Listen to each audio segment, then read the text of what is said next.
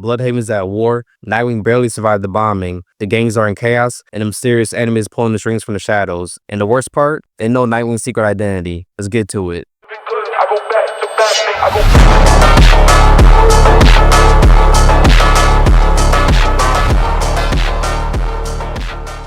To start off issue 119, a mysterious new figure is playing with puppets and recapping Dick Grayson's life. A recap within a recap, go figure. From the loss of his parents to Batman taking him under his wing, to finally becoming Nightwing and leading the Titans. But to this person, that just won't do. Not at all. We then cut to a warehouse where the various leaders of Blüdhaven's gangs are having a meeting. It looks like they finally come to an agreement on what roles each gang will play to avoid any bloodshed and clarify which territory belongs to who. Nightwing watches and admits that seeing the bosses finally come to an agreement brings a tear to his eye. But he gets right to business and tells them it's time for jail. He takes out a few thugs and quickly gets to cover as everyone else in the warehouse opens fire on him. As he uses a table for cover, Oracle calls in. But something else quickly catches his attention. Explosives are strapped under the table. He barely escapes as the entire warehouse explodes. Oracle panics over the comms, asking what she just heard and if Nightwing is okay. Nightwing confirms he's fine, but he knows things are about to get a lot worse in Blüdhaven now that all the gang leaders were caught in the explosion. The next day, Grayson walks into the mayor's office to talk to his sister. And if you guys and girls didn't know or aren't up to date with Nightwing, yep, Grayson has a sister named Melinda Lynn, and she's the current mayor of Blüdhaven. Anyway, he's there to tell her about what happened the night before, but he cuts himself off when he notices she's busy. She has a visitor in her office. Melinda introduces Grayson to Olivia Pierce. Now Grayson, being one of the sons of Batman, already knows who she is. Olivia Pierce is the CEO of Spirit Solutions, a company that designs weapons capable of taking out superhumans through lethal means. Olivia has also heard of Grayson thanks to his status as a billionaire and the so-called Golden Boy of Blüdhaven. As for how Olivia views her company, she believes it provides peace of mind in a rapidly changing world, one where new threats pop up constantly. And let's be honest, this is the DC universe. New threats show up weekly, and they'd be lucky to go 6 months without a crisis level event showing up on their doorstep. Olivia moved her company to Blüdhaven because of Titan's Tower being there, and more importantly, because the Pennyworth Foundation made the real estate a lot more attractive for her workforce. Before she leaves, Olivia invites Grayson to take a personal tour of her company. As the door shuts behind her, Dick looks at Melinda, and she already knows he's not a fan of people like Olivia. He calls her an evil death dealer, but Melinda pushes back and says she's not. As mayor, Melinda explains she has to cooperate with Olivia. All of Blüdhaven's gangs are now leaderless and angry, and desperate times call for desperate measures in their eyes. Dick notices a blueprint Olivia left on the table. Melinda tells him Olivia offered to upgrade the equipment of Blüdhaven's police force using her company's tech. Now, I'm with Grayson on this one. Militarizing what might be the most corrupt police force in America is a recipe for disaster. You'd think Melinda would at least come to her brother first with this plan. I mean, he's got powerful connections. Titans Tower is literally around the corner, and I'm not talking about the Teen Titans, I'm talking about the OG Titans.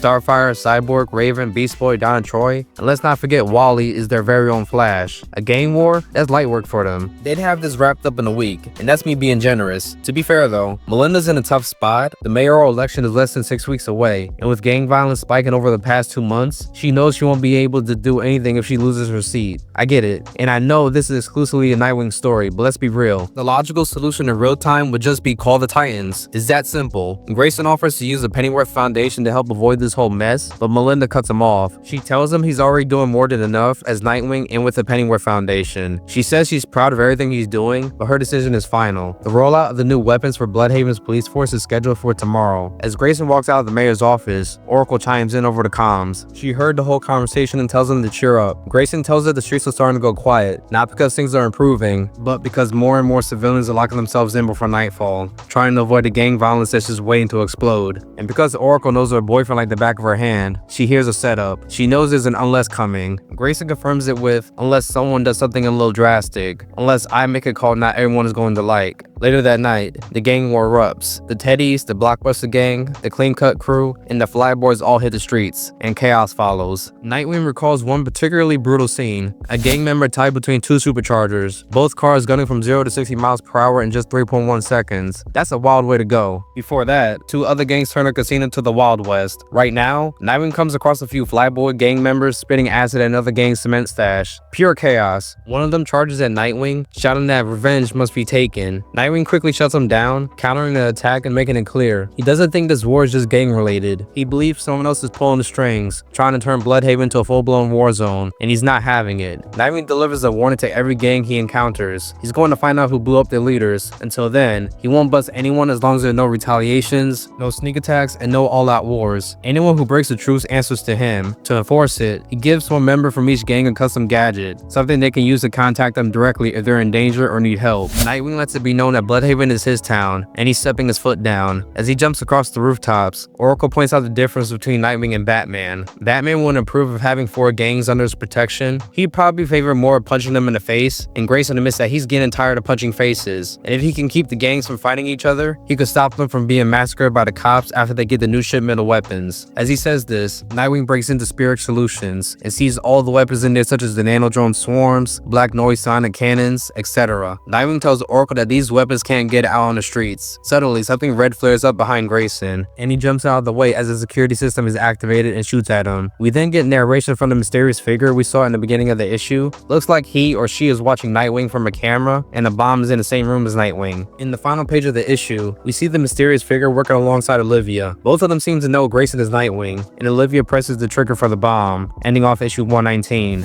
Moving on to issue 120, we start off the issue where we left off, with Nightwing facing off against Spirit Solutions security system, or more accurately, a robot. This all takes place right before Olivia detonates the bomb. Nightwing uses one of his Eskrima sticks to cut through the robot's armor, but soon spots a bomb rigged to the wall. He narrowly avoids the explosion as Olivia triggers it. The blast destroys the robot, but what Nightwing finds is pretty strange. The robot's CPU turns out to be a rabbit. He takes the rabbit and escapes the building while Olivia secretly records his getaway from behind the scenes. The Blüdhaven police department surrounds the area, but Nightwing manages to get far enough to avoid them. Oracle calls in to check if he's okay, and he responds that he almost got blown up. Again, he tells her that someone made a move to destroy the weapons Spirit Solutions promised the Blüdhaven's police department, and Grayson admits he'd normally be fine with that, but with all the gang leaders having been blown up the night before, he's come to the conclusion that whoever is behind this wants Blüdhaven at war. They want the entire city living in fear. Later, once he's home, Grayson checks on the rabbit. Oracle hears him talking and asks who he's speaking to. He tells her it's the rabbit he took, explaining that it was the CPU of the robot he just fought. Oracle advises him not to start taking home test animals, reminding him he already has Haley as a pet. She has a point, because Haley immediately starts barking at the rabbit, and this panel reminds me of the amount of times my dog barks or howls at rabbits, squirrels, and cats. For those of you that have dogs, you know what I'm talking about, especially during your walks. In the morning time, Grayson wakes up to a call from Melinda, telling him that Olivia is holding a press conference, and she's talking about Nightwing. On live TV, Olivia publicly states that Spirit Solutions doesn't believe Nightwing was involved in an attack. They assume he was there to stop the real perpetrators, who got away with very little thanks to his intervention. However, she does add that the company would like the test animal back. As for who's behind the attack, she reveals the patch worn by the teddies. Okay, we know that's BS, but wait, there's more. Olivia goes the extra mile by making the teddies a primary target for the rest of the gangs, claiming they were trying to acquire weapons to aid them in the gang war. Olivia continues her speech and even references the time Chemo was dropped on top of Blüdhaven by Deathstroke over a decade ago, in real time. She talks about how the city recently rooted out widespread criminal corruption, how its GDP has increased thanks to the elected officials, angel investors, and organizations like the Pennyworth Foundation. These, she says, are the main reasons Spirit Solutions chose Blüdhaven as their new home. As a way to provide further support, Olivia announces that Spirit Solutions will be supplying upgraded weapons and equipment to the Blüdhaven Police Department. She unveils it as the Helios Project. Grayson is already suited up as he pieces it all together. This was an inside job. Spirit Solutions is behind the bombings. Melinda is still on the phone, and while Grayson knows Spirit Solutions is backing her re-election campaign, he still tries to make her see that they're the real perpetrators. Melinda questions her brother, why would they blow up their own factory if they were behind this? As he free falls through the city, Grayson explains that the teddies weren't in the factory the night before. The company is putting weapons into the hands of Blüdhaven's police, which would normally spark controversy, but if the gang leaders had survived and upheld their truce, there wouldn't have been any need for Spirit Solutions to arm the cops. That's why the gang leaders had to go. The city needed to be seen as a war zone, a place that demands bigger guns and heavier firepower, creating a perfect opportunity for Spirit Solutions to provide it. Melinda responds, saying that some theory, only for Nightwing to remind her that he was trained by Batman, the world's greatest detective. She tells him that even if he's right and he has evidence, it won't matter now. The Helios officers are already deployed across Blüdhaven. We then cut to the Teddy safe house. One of them suggests calling Nightwing for protection since he said he'd have their backs, but another one of the members, the one that ate Mask, disagrees. He believes Nightwing is the reason they've been framed, and he smashes the gadget. The group starts debating the next move. One suggests leaving town, another wants to stay and fight. The Teddy in the ape mask is done listening. He's about to storm out and plans to go his own way. However, that plan is cut short as the Helios officers confront him outside, weapons drawn. Nightwing isn't far behind. Everyone looks up as he arrives. At the same time, we get narration from the mysterious figure introduced in the last issue. Look at him smile. In this time of chaos and distress, he smiles. He can't help it. It's in his blood. He's a little circus boy, and he's putting on a show. Nightwing steps in between the Helios officers and the Teddys. The Teddy takes this opportunity to rush back into the warehouse and open fire on the officers, but it's a stupid decision, as one of the Helios officers responds with a powerful blast aimed at the warehouse, causing a massive explosion. Nightwing yells out, "What have you done?" The officer coldly responds, "My job," taking the scum off the streets. The Helios officers leave, and Nightwing digs through the wreckage for survivors. When he finds the Teddy with the ape mask, a gun suddenly points at the back of his head. One of the other Teddys accuses him of working with the Helios officers, and Nightwing calmly responds, "I'm here to help you, idiot." He reminds the Teddy that he's still keeping his promise to prevent bloodshed, as long as they uphold their end of the peace. The Teddy lowers his weapon and asks if Nightwing can help his friend. Nightwing pulls off the mask, only to reveal a kid underneath. Shocked, he asks how old he was. The other Teddy replies, 14. He was my big brother. We're just cubs, not full soldiers yet. This enrages Nightwing, and then we get more narration. The circus boy isn't smiling anymore. It's been a long time since he performed under the big top proper. Maybe he forgot. When you're putting on a show, you've got to make the gullies feel. You've got to make them care early on. You have to make the danger real. That's when you truly capture their hearts. The issue ends with Nightwing gritting his teeth. He promises that Spirit Solutions will burn for this.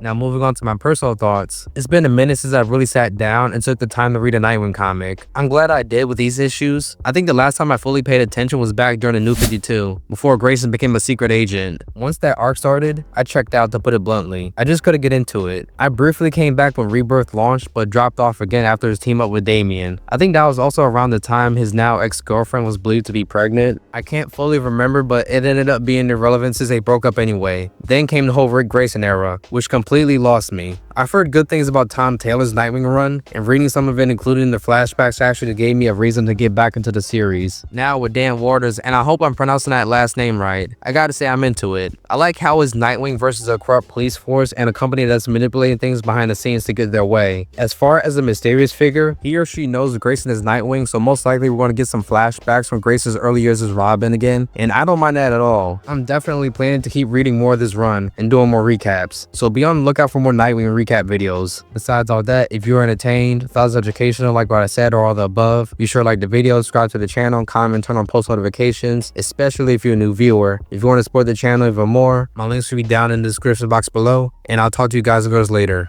Peace.